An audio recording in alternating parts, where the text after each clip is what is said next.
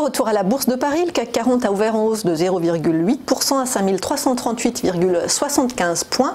Et nous accueillons sur le plateau Antoine Quesada, trader, formateur et coach. Bonjour Antoine. Bonjour Anne-Laure. Alors le CAC 40 semblait avoir marqué une pause, maintenant ça repart à la hausse. Que nous dit l'analyse technique sur la tendance à venir ? Eh bien, tout le monde a vu désormais la fameuse épaule tête-épaule en formation que j'avais extrapolée il y a déjà quelques temps. Et effectivement, la question maintenant, est-ce qu'elle va vraiment se valider ou pas?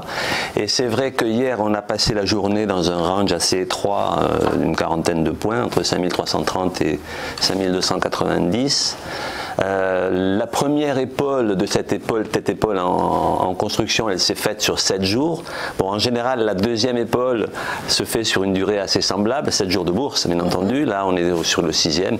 Donc, c'est vraiment dans le courant dans les jours qui viennent que cette figure devrait se valider ou ne pas se valider, puisqu'effectivement, on constate, en tout cas, les futurs étaient bien orientés. Là, on ouvre avec un gap haussier, ce qui ne veut pas dire que ça va forcément continuer à monter. En clair, c'est assez indécis. Pour être franc, c'est assez surprenant comme configuration.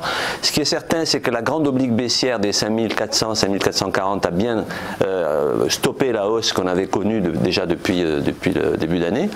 Là, le marché donc a bien buté dessus. Il se stabilise entre guillemets, il a cette possibilité de casser à la baisse. Il y a des informations, des statistiques importantes aujourd'hui. Est-ce qu'elles vont déclencher un mouvement dans un sens ou dans l'autre? Il faut être honnête pour dire que c'est le statu quo. Hein, et il serait bien risqué de dire qu'on va poursuivre la hausse ou casser la ligne de coup. En tout cas, ça se décide aujourd'hui? Alors, on est vendredi, je ne sais pas. On a connu des vendredis compliqués parfois. Hein. Aujourd'hui, on a des statistiques comme l'indice des prix à la consommation à 11h pour l'Europe. Ça peut être aussi un facteur impactant. On a les ventes de logements neufs à 15h aux États-Unis. Bon, hein. Et puis un énième vote sur le Brexit, donc, qui ne donnera certainement pas grand-chose, mais bon, à voir, ça c'est ce soir. Que dire? Encore une fois, la première épaule, elle a donné comme hauteur ici 5341 points. La deuxième en construction n'est pas encore faite, donc on ne peut pas dire qu'il ne faut pas dépasser la première. Si la deuxième épaule était faite, hein, donc sur la ligne de coup qui à l'heure actuelle repose sur les 5211 points, puisqu'en fait c'est ce support là qu'il faudra casser, hein, c'est la ligne noire que j'ai tracée ici sous le graphique. Encore une fois, l'analyse technique vous ouvre des pistes et après il faut attendre des signaux. Or, le signal ici n'est pas donné pour la baisse. Okay. Donc, les deux cas sont possibles.